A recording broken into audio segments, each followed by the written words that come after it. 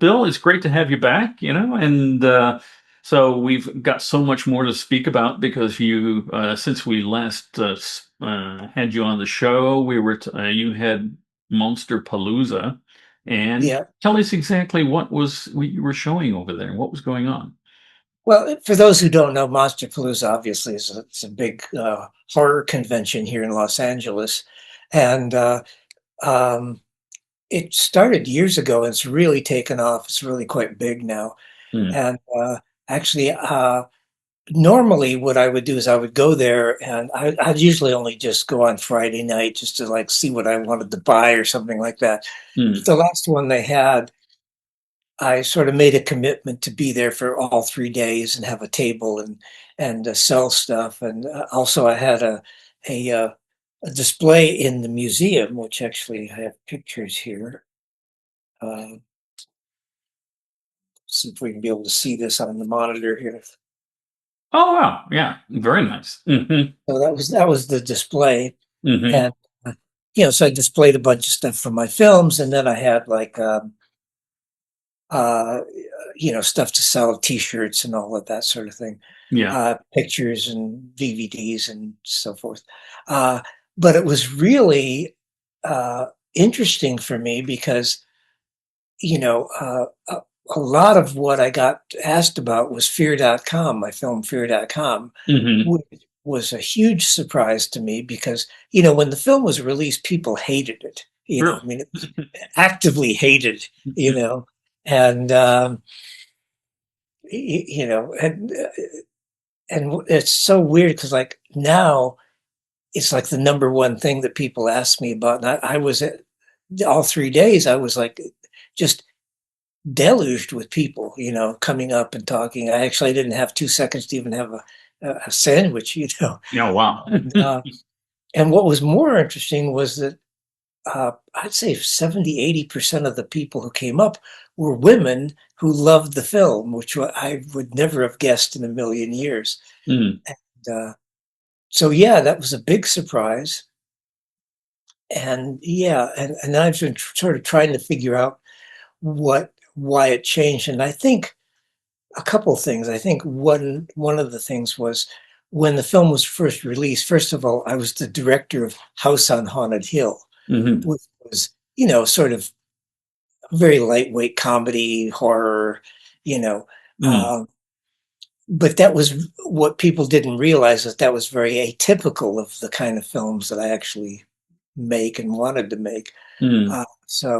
Because I had done like the Tales from the Crypt, which was very dark, the only skin deep and so forth. So I think people were expecting to see another House on Haunted Hill, and of course, Fear.com is anything but that. So Mm. jokes are funny in that movie. Yeah. So, and over the years, also, I think that Fear.com, the premise was probably considered silly at the time, and now it's just like, no, Mhm. so it was a very eye-opening experience for me, and it was great talking to everybody and so forth. So, Mhm. yeah, Oh, wonderful. Yeah. yeah, Because, yeah, it's House on Haunted Hill is an interesting title as well because um, it's an interesting turn on because there was another House on Haunted Hill done by William Castle. right, which was the original 1959 version. Yeah. You know, mine was a remake of that. But what we try to do is update it, and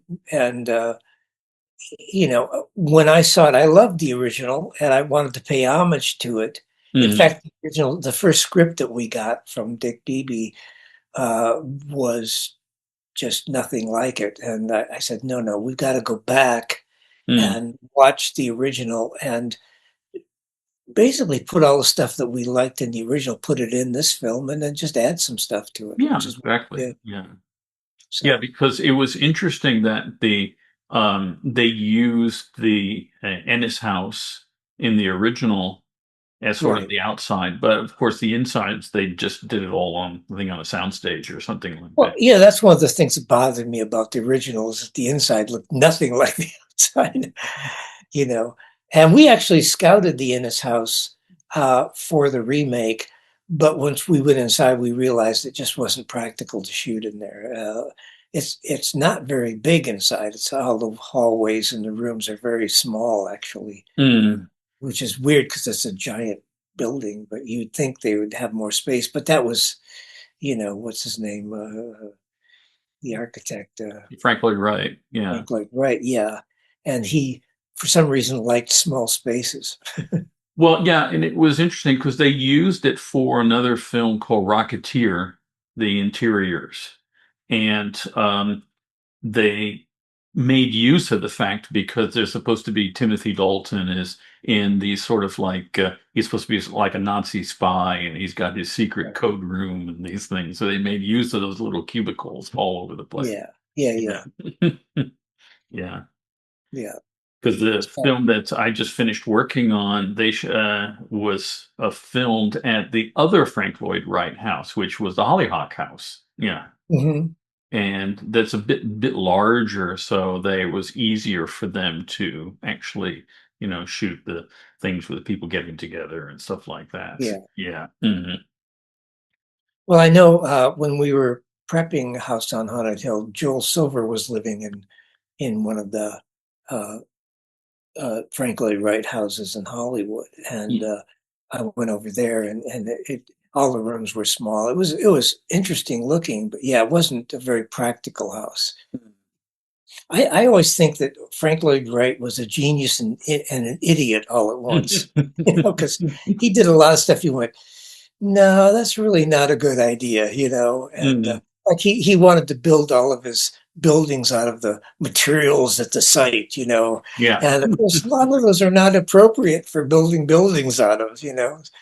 Yeah, there are some architects who are like that because, for example, in Spain, you've got Ricardo Bofill, who did the big uh, church in the middle of Barcelona, and he also designed an entire apartment complex in the Costa Blanca of Spain. And he was sort of like the Frank Lloyd Wright of Spain because everything is very strangely designed, so you've got most of the furniture is like built into the concrete, stuff like this. Yeah, Yeah. Hmm. yeah. So, and he's Frank Lloyd Wright is also the moron who gave us the California ranch house, which makes no sense whatsoever because, he all of his buildings had 8-foot ceilings. Well, if you're in a hot climate, 8-foot ceilings are a really bad idea. Yeah, You yeah, exactly. Yeah. So, when you did the new version of House on Haunted Hill, so you were working with the Dutch actress Famke Janssen. And how was she in the picture? Was she an easy person to work with, or? Uh, you know, uh, she was fine. She had her moments, but like a lot of actors do. Mm. But she was fine to work with, and I thought she did a really good job in the film. Mhm. And we had a really good cast. Mhm. I would say. Yeah, because she's, sort of matured over the time with her acting. And she's Yeah, really, because then she did the James Bond movie as well. I think And, she did the James Bond movie before she made House on Haunted Hill. oh, really? Oh, okay. Yeah, I Mhm. believe. I could be wrong, but I remember when we were casting her, they were, oh, she's the Bond girl. Oh, I So see. yeah. Mhm. But yeah, but we had Taye Diggs, who was great, Mm. and Bridget Wilson, who Bridget, I love Bridget. She was like a living Warner Brothers cartoon. She was she was really funny and great to work with. And Ali Larder uh, yeah, and Chris Kattan, who I thought really gave us one of his best performances in that film. Really? Yeah. No, no, it was a very good movie. It came out very well, actually. And it was an interesting modernization of the castle version, so it worked out really well. Mhm. Yeah, I mean, what people don't realize is that that's actually started out as a more serious film. I was planning on making it much more like the original Haunting, Hmm. Robert Wise film. And Yeah. about 2 weeks into about 2 weeks before we started shooting, I started getting pages from the writers of Friends, and I went, "What kind of movie are we making here?" And suddenly it became clear that the studio wanted it to be more like Abbott and Costello Meet Frankenstein No. than a serious film. So, Yeah. so that's the way I went with it. But like I said, it's really not my my basic sensibilities. I'm much more into horror and dark things that are dark. Yeah. No, it's really an excellent film, so it's very good. Um, Thank you. I was noticing because I know you're a big collector of movie memorabilia and things, Yeah, with, of course, with Robbie the Robot and everything. And yeah. it was interesting that they uncovered at MGM all the original, these monstrous hand painted background drops Oh from yeah. Forbidden Planet. And they were just stuck behind something over there on the Oh set. well, yeah. I mean, yet to go back to when MGM basically uh, got rid of the studio, all of that stuff was in their department, their backings department, and then after when they sold the studio, they sold the backing department to a company called JC Backings, Hmm. and uh, and I guess the stuff had just been there since day one. It's kind of like when I got, people think it was, that my collection of Forbidden Planet was Robbie. Well, that was part of it, but actually, I owned at one point probably 95% of the existing props left on Wow. in the film, and you know, uh, and and I got them from the studio when they were just getting rid of stuff. They just Hmm. wanted rid of everything. So Because they had that massive auction there at the studio. we had the auction, yeah, but they didn't really. They only sold a handful of things that they really compared to what they had. They had a lot of stuff that I guess the auction house just didn't think was valuable, which were, Mm. I bought a room full of Forbidden Planet props. Mhm. Yeah. So Because I thought it was interesting that I was looking at some stills the other day from Outer Limits and all that. And in there, those backgrounds from Forbidden Planet resurfaced over there, and they stuck those in there. well, that's because yeah, Outer Limits. Uh, it was mostly shot at KTLA TV station, but KTLA used to be the original Warner Brothers, Mm. and and but KTLA did not have a backlot, and uh, and then occasionally Outer Limits would go and shoot some of their soundstage stuff over at MGM. No, I So see. they rented their I think a lot. They used lot two a lot on the Outer Limits, but they also Hmm. would occasionally like you say get the things like backings and things like that from Yeah, MGM. yeah, exactly. Did you when they had all the props? What about that big glass ball that they had inside the spaceship at the beginning of? Uh, well, Yeah. little backstory was I had called a friend of mine who was the head of construction over at MGM, and this is in the '70s, and this is when it was changing hands Mm. and studio, and I said I wanted to come over and see if he had any props, and he this is when he took me to it was actually on the back of lot one, and they were building the UA buildings, and they were taking all of the props that were in there, Mm. and they were throwing them in the middle of the field and bulldozing them. Mm. And I said, he showed me this room of Forbidden Planet props, and we made a deal for that. I said, what happened to the big blister that had the saucer in it and the Yeah. navigation center? He said, "You're a day late, dollar short. Was bulldozed yesterday." Oh, that's So terrible. yeah, Yeah. so somewhere it's underneath the. Well, that was like the thing with the guy who found the space station model from 2001 in a field Yeah, not far from Elstree Studios, and they just dumped it there. Yeah. yeah. It was And then he went back to find it again. It was gone. Yeah, exactly. Yeah, So yeah. nobody knows what became of it, really. Mm. But a lot of it was heavily damaged, so Yeah, yeah. No, I saw the pictures of it. There's a yeah, couple yeah. pictures online of it. Yeah, and And apparently the Moonlander from 2001, the Academy bought it from an school or something like this. Yeah, for quite a large amount of money, actually. Yes. I would think so. Yeah, Yeah, yeah. And they also had one of the helmets from the film and things like that. which Because is rare. Yeah, that's yeah, rare. because they only had a I few. think Greg Jean had parts of Mm. spacesuits. Yeah, because apparently they only had something like four or five spacesuits, and when they used the ones in Discovery, they just painted them. Yeah, Yeah.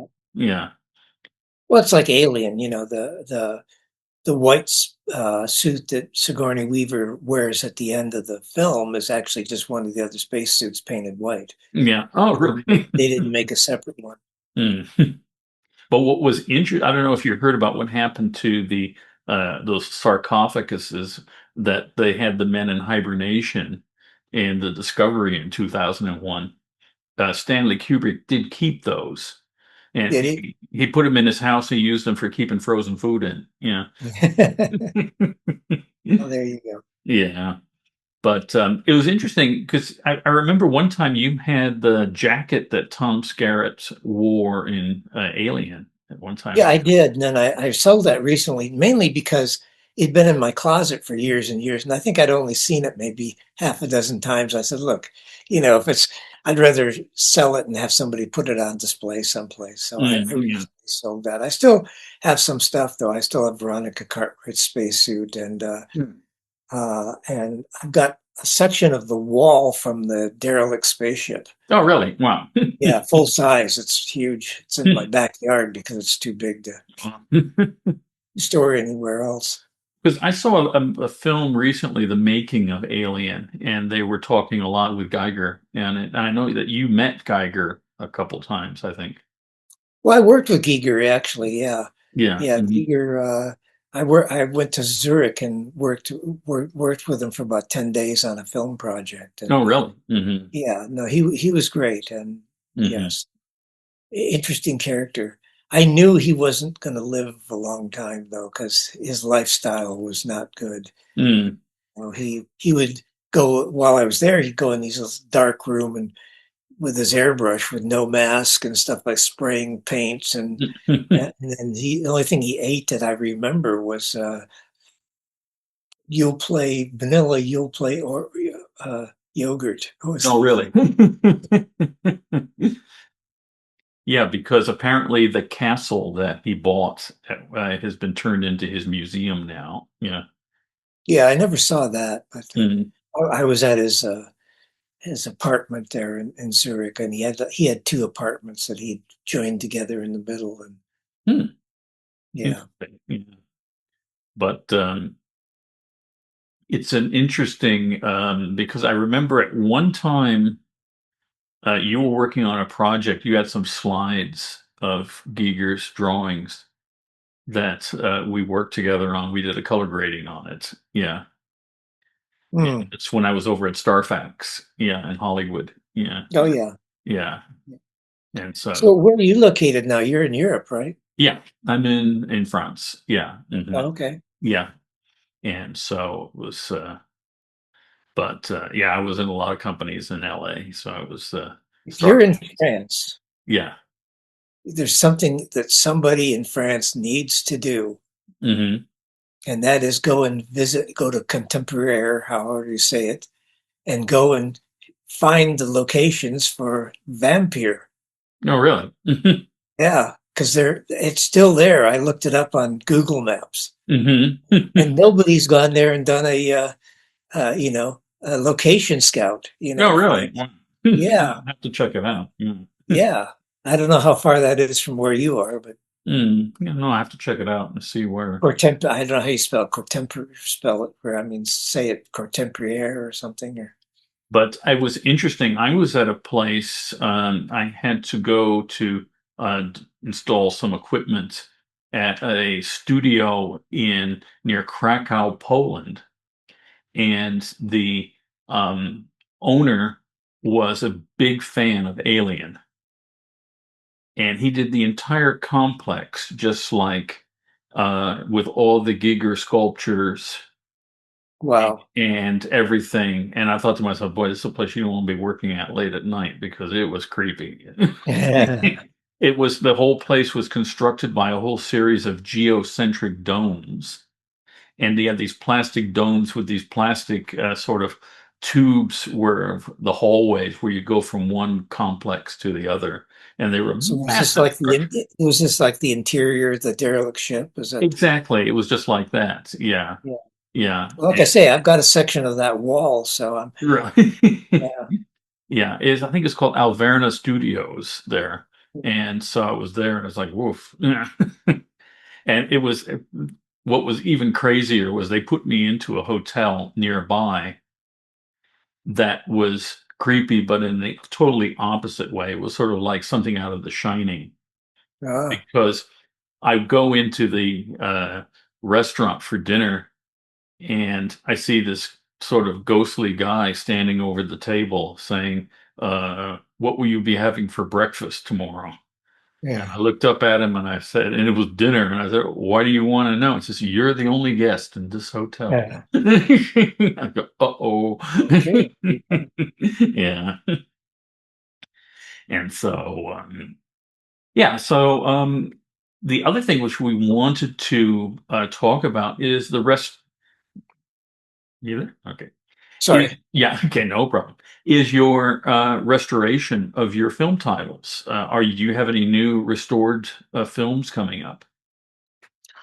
Well, some of them have been done by other people, like House on Haunted Hill Hmm. and Here.com, which weirdly they never contacted me about. No, really. uh, and I restored my first film, Scared to Death, myself, but Hmm. then also um, Vinegar Syndrome did a release of it, and they put my restored version, plus they did their own version of it, Hmm. which was kind of weird because their version, which I got to give them a lot of credit, they're very much into keeping it to look like it did when it was really in bad shape, I Oh guess. dear. Oh no. Yeah, so I tried to restore it Hmm. the way it was originally, done, Hmm. and but it was interesting. We both uh, uh, they put out a 2 disc set which had my version in there, so it was kind of cool. But yeah, I spent a lot of time doing the restoration on that. It's weird when you've made a movie that needs to be restored, It's Yeah, like, yeah. um, and then of course Parasomnia, I did a lot of work on, which wasn't so much restoration as it was uh, basically putting the things in it that were intended to be in it in the first place, and Hmm. putting the edit back the way it was before the distributors, you Hmm. know, got a hold of it. So yeah, and one of the things that we got sort of when we were making the film, we got sort of um, rushed into putting out some of the visual effects and stuff. So there's some CG stuff that I was never happy with. And I went back and replaced it with miniature work, which Hmm. since I had a lot more time, I could spend time on it, and very happy with the way that came out. So, and then I went back and uh, because things have advanced, I was able to actually do a proper color timing on it instead of just sort of a rush Hmm.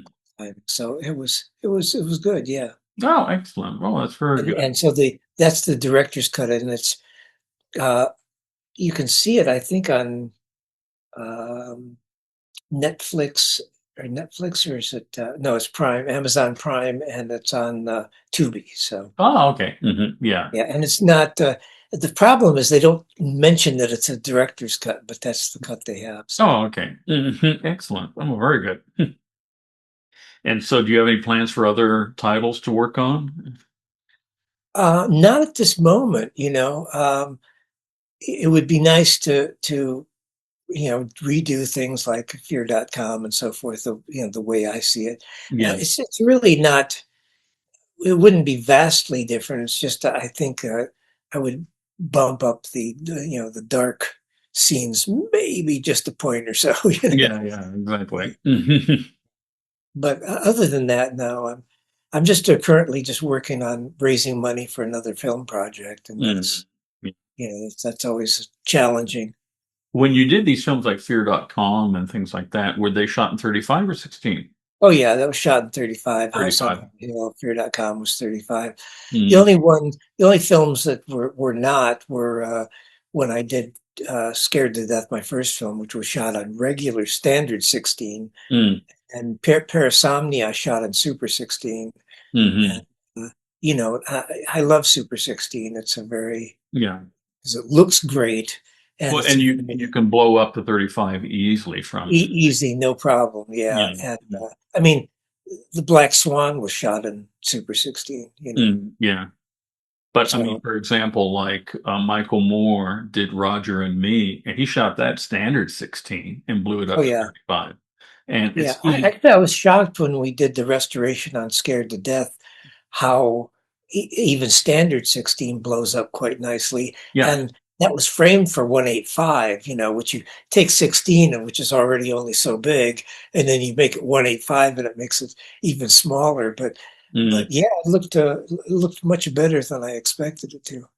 yeah. Because The it's like, Super 16, you can blow up to 35 and nobody'd know you shot Super 16. well, this is true. Yeah. This is very true. And I mean, it's like I had to do a restoration the other day of a film that was, it's kind of a historical film. It's called the Patterson Gimlin film. And they approached me about restoring this of the only film shot of Bigfoot. Oh, is it that one? Yeah. Was Yeah. that 16? I always thought that was like 8 millimeter. No, it was 16. Yeah, the double perk Really? 16. Yeah. But the Yeah. problem I was, would have thought for sure that was because it looks so bad, all the copies you see. well, exactly. And so what I did was, the problem was that they didn't scan it properly. They did frame by frame under a caption camera with a glass plate on top of it. So you end up with like 950 TIFF files, and then you see the picture when you're trying to play it, and it's just jiggling Oh around yeah, like yeah. this. So I used a fusion inside to basically uh, trace out the sprocket hole and then line it up like that and then track it all the way through to the end. And then it came out rock stable, actually. It came out very nice. And then So I did, what's your take on that film? well, I don't know. It's hard to say. Yeah. But what was interesting was I did severe AI restoration on it to really sharpen it up and really make it look good. Yeah. And they didn't like it too much because they said you can see too much. Yeah. Yeah. Yeah, well, I've got some makeup friends who say, "Yeah, we did that." Really. Yeah. And so, anyhow, I gave him three versions. I said, okay, here's a version with no AI, and here's a version with a little AI, and here's a version with maximum AI. So you can take a pick. Yeah. And so it was it. Yeah. Now, also, we're talking about your YouTube channel. That YouTube channel is really, I got hooked on it because you got some great videos that you put up there. Oh, And, good, good. and I'm I glad like you like them. Yeah, I like the one where you had the small set with the little models inside and all that stuff and shooting it like that. Yeah, And I'm going to do more of that stuff because actually, I I haven't had just because of things have come up. I haven't had a chance to go and put the live action elements in, but I want to shoot that soon and mm, complete that sequence. Yeah, because yeah, I really got hooked on shooting miniatures. They have that probe lens now that probe lenses used to be like 20 grand or something, and now they've got these really good ones for like 1,500 bucks or something, and hmm. got 'em, and it looks really good and so cool. I'm building little miniatures Well, and actually, when you look at it, it looks like a real big, full scale set there. It looked really yeah, good. So I was like, well, this is neat. This is very yeah. good. Yeah. And so, do you have any other um, films coming up that you're thinking about to do on the channel, or?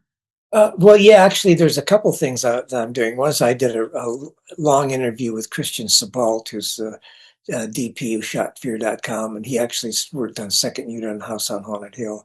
And then Mm, he recently shot like Final Destination Bloodlines, so I've got mm, a sense of interview that I did, which I'm going to be posting fairly soon. And Mm. then because of all the interest in fear.com, I'm doing a much more in-depth uh, documentary on the making of. So I've got a lot of behind the scenes stills Mm. and videos and also artwork that's going to go into it. So it should be a much more extended sort of thing. And Oh, excellent. Oh, I think sounds good. it'll be fun to see. Hmm. You know, Hmm. it's just like I said, I've had so much interest in it. I thought I should do something a little bit more. Yeah. And the response to just the short little things I put up has been, well, Hmm. good. So Sounds good. Very good. Excellent. yeah, Yeah. Yeah. Great. Yeah. that's keeping me off the streets. Yeah. Yeah. And yeah, so anyhow, I don't want to keep you too long because I know you're a busy guy, and just wanted to touch on these subjects and do this and bring it up. Well, And thank you for having me on your show. And where's Mhm. this air? Mhm. When's this going to air, do you Oh, think? this should air probably next week. Yeah. Okay. Yeah, send me a link. I'd love to Okay, see. I will do that. Absolutely. Yeah. All right. Yeah. Well, listen, you take care and thank you everyone for Mhm. your support. I really appreciate it. Okay, great. Well, thanks, Bill. Okay.